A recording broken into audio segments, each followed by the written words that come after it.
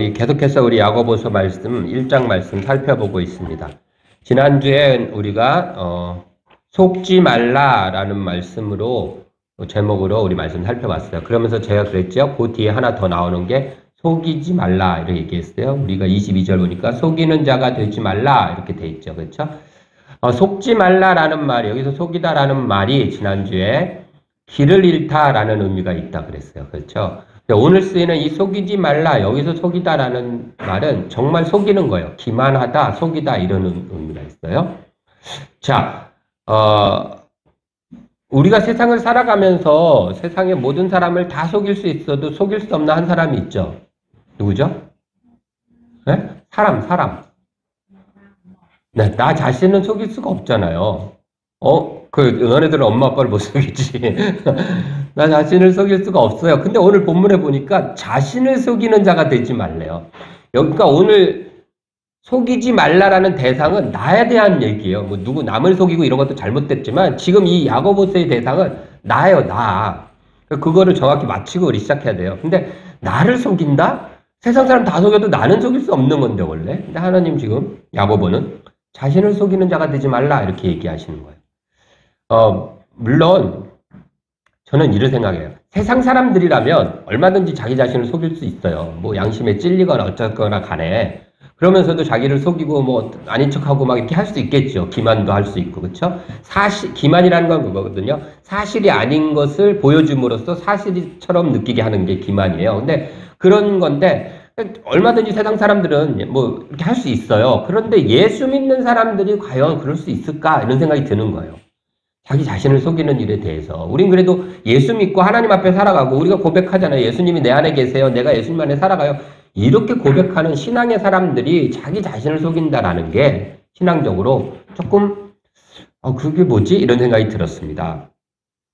그런데 여기 말씀을 보니까 이런 거예요. 22절 너희는 말씀을 행하는 자가 되고 듣기만 하여 자신을 속이는 자가 되지 말라 이렇게 돼 있어요.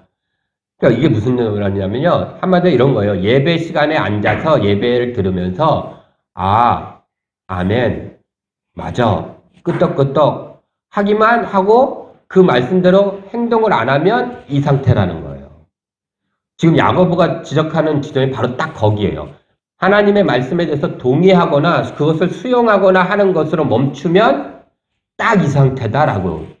그것은 아주 위험한 거니까 경고라고 얘기하는 게 지금 야고보의 이 이야기예요. 근데 왜 그렇게 되냐면 26절에 비슷한 말씀이 있어요. 누구든지 스스로 경건하다 생각한대요. 자기 스스로 내가 그래도 경건해 라고 생각하는 거예요. 내가 신앙생활 괜찮게 해 이렇게 생각하는 거예요. 그러면서 자기 혀를 재갈무지 아니하는 이건 뭐냐면 그 위에 말씀이 뭐라고 되어 있냐면요. 듣기는 속히 하고 말하기는 더디하라. 그러니까 말하기를 더디하라라는 말씀을 지키지 않는 거예요. 왜냐하면 난 스스로 경건해 라고 생각했기 때문에. 그렇게 하면 뭐라 그래요? 자기 마음을 속이는 거래요. 그게.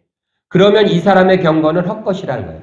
그러니까 자기 마음을 속이는데 어떻게 속인다고요? 나 스스로 경건해 괜찮아 라고 생각하는 거예요. 그러면서 속이는 거예요. 내가 그래도 예배 드리고 있잖아 괜찮아 이렇게 되는 거예요. 저는 어떻게 이렇게 될까? 예수 믿는 사람을 뵀더니 너무 우리가 긍정적이에요. 그 긍정의 힘인가 뭔가 그 책에 영향도 있고 그래서 그런지 이 자기계발서가 계속 그런 식으로 얘기하잖아요. 뭐 좋게 봐라 이렇게 하다 보니까 신앙에도 너무 긍정적이에요. 신앙에 긍정적이면요 죽어요 여러분. 왜냐하면 죄는 죄야 되잖아요. 그런데 죄를 죄라고 안 해요. 그리고 좀 긍정적으로 바꿔가지고 자꾸 바라보려고 그래요. 그래서 죄라고 안 하고 질병이라 그러고요.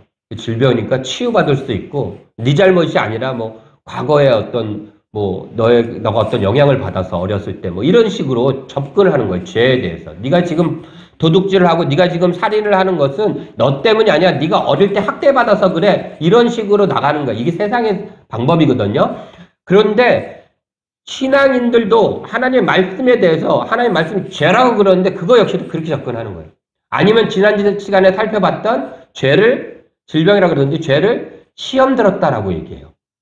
죄 졌으면 죄 졌다라고 얘기해야지 왜 그것을 나 지금 시험 들었어. 아니면 옆에 있는 사람 뭐 잘못하고 있는 사람 보고서 너 요즘 시험 들었구나. 이렇게 얘기해. 너 그거 잘못이야. 그건 죄야. 이렇게 얘기 안 한다는 거예요. 왜요? 긍정적으로 좀 둥글둥글하게 바라보려고 하는 거예요. 근데 이것은 어떤 신앙이냐면요. 그런 신앙은요. 딱 죽기 좋은 신앙이에요. 그 얘기 있죠. 개구리를 물에 넣고서 천천히 달구면 서서히 해갖고 죽는다는. 딱 죽기 좋은 신앙인 거예요. 그게. 그래서 죄를 죄라고 안 하고 시험이라 그래요. 근데 하나님 그렇게 얘기 안 하세요. 금송아지 만들어서 모세가 막 십계명 받고 있을 때 밑에서 막 금송아지 받고 있는 게 그게 시험 든 겁니까? 이스라엘 백성들이? 시험 들어서 금송아지 만들었어요? 죄진 거예요. 그건 하나님 앞에. 그들이 하나님 앞에 물 없어요. 불평하고 왜 우리 탈출시켰어요. 불만하고 이런 게 그게 시험에 들어서 그런 거예요? 아니요. 성경은 시험 들었다고 안 해요. 그들이 내 앞에 범죄하였다. 나를 믿지 아니하였다라고 얘기하시는 거예요. 죄는 죄인 거예요. 질병도 아니고 시험도 아닌 거예요. 그래서 고쳐지는 것도 아니고요. 시험이니까 견디는 것도 아니에요. 죄는 용서받는 거고요. 예수 그리스도의 피로 덮을 수밖에 없는 거예요. 다른 방법은 없어요. 그래서 내가 막 고치고 잘 먹고 해갖고 치유되는 게 아니에요. 죄는 하나님의 말씀을 듣고 끄떡끄떡거리고 그래도 내가 예배 드렸잖아. 나는 저 말씀에 대해서 나는 아멘해. 믿어. 라고만 하고 있다면 그것을 실천으로 옮기지 않고 그냥 그렇게 하고만 있다면 그것은 자기를 속이는 거다. 그런 자가 되지 말라는 거예요. 반대로 그렇게 안 하고 그것을 실천하면 23절 누구든지 말씀을 듣고 행하지 아니하면 그는 거울로 자기의 생긴 얼굴을 보는 사람과 같아서 제 자신을 보고 가서 그 모습이 어떠했는지를 곧 잊어버리거니와 25절 자유롭게 하는 온전한 믿음을 들여다보고 있는 자들은 듣고 잊어버리는 자가 아니요 실천하는 자니 이 사람은 그 행하는 일에 복을 받으리라. 실천하라라는 거예요. 실천하면 복 받고 실천 안 하면 복을 안 받는다라는 게 아니라 실천하면 복을 받고 실천 안 하면 자기를 속이는 거짓말장이다라는 얘기를 하고 있는 거예요. 그러니까 나는 이 정도로 괜찮아. 복 안 받아도 돼. 요즘 그런 신앙을 갖고 있는 사람도 있어요. 하나님 나는 대충 지금 살만하게 괜찮으니까 더 이상 나 안 주셔도 돼요. 건들지만 마세요. 이런 사람들도 있다는 거예요. 그런데 그 얘기가 아니에요. 지금 야고보는 복 받기 싫으면 받지마가 아니라 하나님의 말씀만 듣고 실천하지 않으면 자기를 속이는 자다라는 거예요. 그러면서 가장 오늘의 중요한 제가 제목을 이렇게 잡았죠. 자유의 율법에 대한 이야기가 나옵니다. 25절 자유롭게 하는 온전한 율법. 요거 하나 살펴보고 마칠 겁니다. 제가 오늘 10분만 설교한다고 올라왔는데 지금 몇 분 지났는지 모르겠어요. 자, 자유롭게 하는 온전한 율법 25절에 나왔죠. 그렇죠? 자, 요거 생각해야 돼요. 왜냐하면 요게 야고보서 전체의 가장 핵심되는 주제예요. 자유의 율법. 전체, 야고보서 전체의 주제라고 할 수 있어요.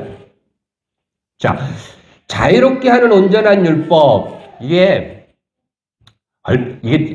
이제 자유와 율법은 사실 반대 개념이잖아요. 그렇죠? 율법이란 건 뭔가를 명령하고 지키는 거니까. 그렇죠? 근데 자유는 그런 거 없이 명령이나 뭐 이런 거 하는 게 아니라 게 자유잖아요. 근데 이 두 개를 딱 붙여놨어요, 지금. 이게 약간 지금 자유롭게 하는 온전한 율법, 이게 약간 그 번역이 약간 아쉬운 게 이런 의미도 있지만 야고보서에서 의미는 아쉬워요. 그래서 원래대로 하면 이런 거예요. 온전한 자유의 율법 이런 얘기예요. 자유롭게 하는 온전한 율법 그러면 우리는 이런 생각이 들죠. 율법을 통해서 내가 자유롭게 된다라는 개념으로 의미가 와요. 그렇죠? 그런데 그게 참 웃긴 말이에요. 그래서 그거를 비난하는 사람들은 어떻게 하냐면 그렇게 되면 어떤 꼴이 되냐면 율법을 통해서 자유롭게 된다면 물고기를 바다에 사는 물고기를 잡아가지고 어항에다 딱 넣어놓고 야 이제 너 잡아먹을 사람도 없고 내가 먹이도 맨날 주니까 넌 그 안에서 자유롭게 살아. 율법이란 틀 안에서 자유로워. 뭐 이런 개념으로 그럼 그게 무슨 자유냐 이렇게 나오는 거예요. 그렇죠? 그래서 그런 식으로 자꾸 연상하게 되는 거죠 우리가. 근데 이 야고보서의 이 말은 그런 의미가 아니라 자유가 중요해요. 자유의 율법. 그래서 야고보가 이 얘기를 또 해요. 한 장 넘겨서 2장 12절에 보면 2장 12절로 가시면 너희는 자유의 율법대로 심판을 받을 자처럼 이렇게 돼 있어요. 그렇죠? 이 같은 말이에요. 근데 앞에 우리가 1장에서는 자유롭게 하는 이렇게 써놨고 2장에는 자유의 율법 그대로 해놓은 거예요. 그래서 자유의 율법 이게 맞는 말이에요. 자, 자유의 율법이다. 이 말은 뭐냐면 한마디로 이런 거예요. 율법을 지킬 수 있는 자유가 있다는 거예요. 자유라는 것은 내가 하고 싶은 대로 하는 것이 아니에요. 내가 하고 싶은 대로 하는 것이 자유가 아니라 내가 해야 되는 일, 내가 할 수 있는 일을 하는 자유. 이게 자유예요. 내가 해야 되는 일, 내가 할 수 있는 일을 하는 자유. 그게 야고보가 얘기하는 자유고 성경이 얘기하는 자유예요.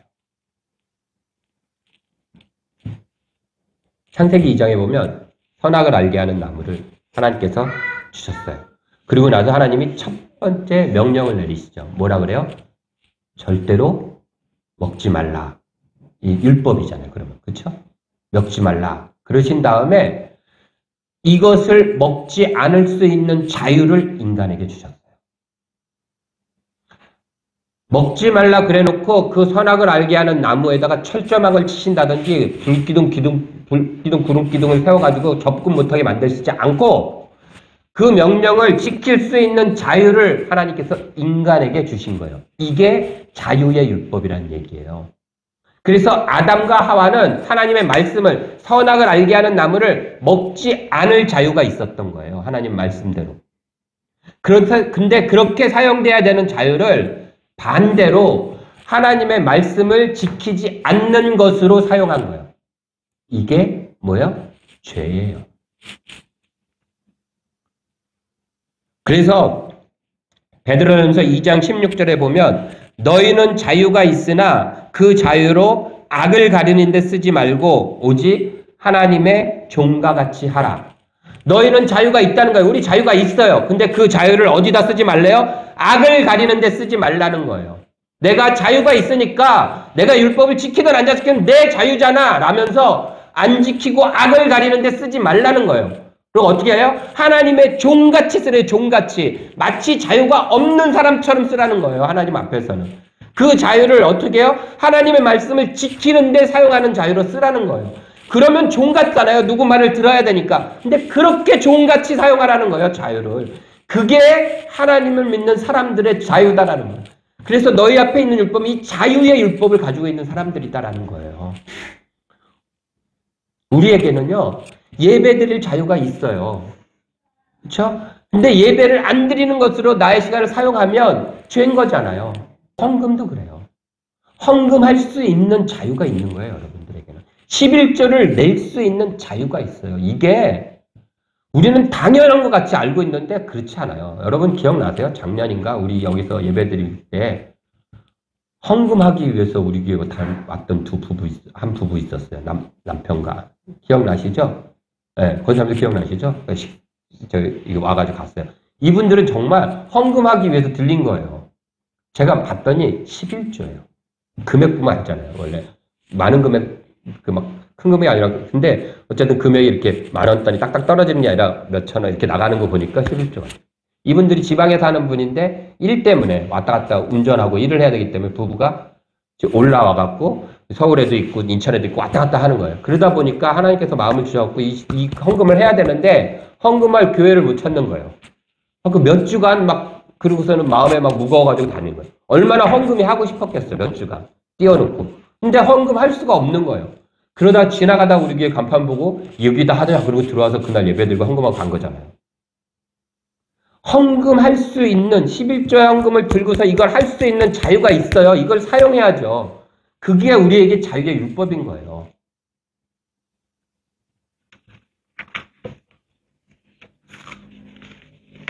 우리에게는요. 이웃을 도울 수 있는 자유가 있어요. 그렇죠? 이웃을 하나님 우리에게 하신 율법은 다 그런 거예요. 내 이웃을 사랑하라 그러면요. 너한테는 내 이웃을 사랑할 수 있는 자유를 줄게. 이 얘기예요. 우리 잘 알잖아요. 북한이나 이런 강제되어 있는 국가에서는 누구한테 도움받고 도움 주는 것만으로도 잡혀갈 수 있고 끌려갈 수 있어요. 이게 우리는 너무 당연하다고 생각하는데 그렇지 않아요. 우리에게 있는 거예요. 하나님 우리에게 주신 거라고요. 근데 이 자유를 우리가 왜 사용을 못할까 고민을 해봤어요. 제가 이 얘기를 해야 되나 말아야 되나 개인적인 얘기니까 어쨌든 별건 아닌데 제가 되게 몇 주 전에 한 2달 전쯤 이제 이 말씀을 준비를 했어요. 그때 막 다 준비한 게 아니라 큰 굵직굵직한 제목들만 쭉 보면서 이렇게 기준을 잡는데 그럴 때였어요. 그때. 근데 이제 갑자기 이제 뭐 때문에 그런지 모르겠는데 하나님께서 마음속에 헌금에 대한 마음을 주셨어요. 그래갖고 주일헌금을 이제 2배로 올려라 라는 마음을 이렇게 휙 주셨어요. 휙. 정말 휙이에요. 지나가게 내비둬야 되는데 지나가게 내비둬야 돼요. 그럴 때는 잡으면 위험해요. 근데 이게 다 걸렸어. 그래갖고 제가 그랬어요. 이거는 제가 지금 말씀 준비한 거랑 상관없으니까 그냥 얼른 지나가세요. 근데 안 지나가고 걸리는 거예요. 제가 주일헌금을 5만원씩 해요. 5만원씩 하는데 2배로 옮기면 10만원씩이잖아요. 한 주에 10만원씩 하는 거예요. 근데 이제 딱 그러고 왜 제가 그걸 안 잡고 자꾸 이렇게 보내려고 그랬냐면, 얼른 가세요. 보내려고 그랬냐면, 제가 실업급여를 받으면서 살잖아요. 그것도 이제 2달 남았어요. 실업급여. 근데 실업급여를 받으면 조금 이제 띄어가지고, 생활비 하라고 주고, 뭐 이것저것 하고 이러면은 정말 제가 쓰는 제 생활비는 용돈을 쓰는 건 10만원 정도도 안 돼요. 그것도 이제 우리 애들이 준 용돈까지 막 합치고 이것저것 했을 때 그렇게 되는 거예요. 근데 이런 상황 뻔히 잘 알려치면서 그걸 2배로 내라니까 11조는 당연히 하는 거고 이제 주일헌금만이에요. 그러니까 휙 지나가는 거에서 왜요? 처음에 그랬어요. 그러다가 이제 아무 생각이 잘 모르겠어요. 뭐 예전에 제가 하나님 앞에 하나님 제가 어떤 담임을 하게 돼도 제가 목사가 되고 담임을 하게 돼도 제가 우리 교회에서 제가 헌금을 제일 많이 하는 사람 되고 싶어요. 뭐 이런 기도를 했던 쓸데없는 기도를 했던 기억도 나기도 하고 뭐 이런데 왠지 모르겠어요. 그냥 제가 그러고 나서 그 주에 이제 못했어요. 그냥 안 돼요. 그러고 나서 제한테 드는 생각이 뭔지 아세요? 수만 가지 이제 이유들이 떠올랐어요. 하나님, 제가 이제 2달 남았습니다. 하나님 뻔히 아시잖아요. 제가 지금 남는 돈이 없어요. 하고 싶어도 부터 해갖고 굉장히 많은 이야기들이 이제 제 머릿속에 하나님과의 이제 이렇게 왔어요. 무시하기도 하고 막 이럴 때 계속 걸려서 안 가시는 거예요. 그 말씀이. 그러다가 한 2주 지나다가 도저히 안 되겠다 생각이 들어서 이제 하나님 앞에 하나씩 따졌어요. 이렇고요, 이제 얘기를 했어요. 그러면서 이제 또 이 자유의 율법에 대한 이야기를 막 이제 묵상을 한쪽으로 하면서 나가서 막 그러다가 딱 떠올랐어요. 우리가 이 하나님의 말씀 앞에 우리가 그 말씀을 행할 수 있는 자유가 있다 그랬잖아요. 그렇죠? 그걸 못하는 가장 중요한 것은요. 이유가 많아서. 이유가 많아서 자유를 행할 수 없어요. 우린 너무 많은 이유가 있던 거예요. 저한테. 왜 목요기도에 못 나온가요? 이유가 많아서 그렇잖아요. 왜 헌금 못하나요? 이유가 많아서 그래요. 왜 찬양할 때 큰 소리 내서 못하나요? 이유가 많아서 그래요. 저도 그렇지만 왜 전도 못하나요? 이유가 많아서 그렇잖아요. 그런데 하나님 앞에 이유가 많으면요. 그거는 불순종이에요. 이유가 많을 때일수록 자유를 선택하는 것이 믿음이에요. 그래서 우리는 하나님 말씀 앞에서 말씀과 싸운다든지 율법과 싸우지 않아요. 하나님 말씀 저거 틀렸어요. 내 마음에 들지 않아요. 이런 경우는 거의 없어요. 뭐와 싸워요? 이유와 싸워요. 이유와. 하나님 말씀은 오케이. 네. 그래요. 근데 왜 실천 못해요? 수백 가지의 이유가 나한테 있으니까. 합당하고 정당한 이유가 있으니까 못하는 거예요. 근데 자유를 선택하는 순간 돼요. 지금 2달 됐거든요. 올린 지 생각했던 것보다 아무런 차이가 없어요. 막 그렇게 되면 굉장히 내 삶이 굉장히 힘들어질 것 같은데 안 힘들더라고요. 그게 어떤 일이 될지는 아직 몰라요. 하지만 그래요. 이유가 많을수록 하나님이 우리에게 주신 자유를 붙잡고 기억하고 그것을 선택하여 행하며 나가는 저와 여러분들이 되었으면 좋겠습니다. 그렇지 않는 것은 거짓 경건이다. 그 사람의 경건은 헛된 것이다 라고 하나님 말씀하십니다. 말씀만 듣고 앉아서 맞아 그래 라고 끄떡거리고만 있고 실천하지 않는 것은 거짓이다 라고 하나님 말씀하고 계십니다. 우리 하나님 앞에 듣기만 하는 자가 아니라 행함으로 옮기며 실천하며 나가는 우리들 되었으면 좋겠습니다. 네, 마지막 갈라디아서 말씀 보겠습니다. 6장 7절에 이렇게 되어 있습니다. 같이 한번 읽을까요? 스스로 속이지 말라. 하나님은 업신여김을 받지 아니하시나니 사람이 무엇으로 심든지 그대로 거두리라. 아멘. 스스로 속이지 말래요. 하나님은 업신여김을 받지 않으신다는 거예요. 그러니까 우리가 이유와 불평을 심으면 그곳에는 이유와 불평의 열매들이 열릴 수밖에 없다라는 얘기예요. 그러나 그 속에서도 우리가 자유의 율법을 붙잡고 믿음으로 심으면 믿음의 열매들이 열릴 것이다 라고 하나님 말씀해 주십니다. 우리 하나님 말씀 앞에 아멘으로 나아가는 우리 모두가 되었으면 좋겠습니다. 기도하겠습니다.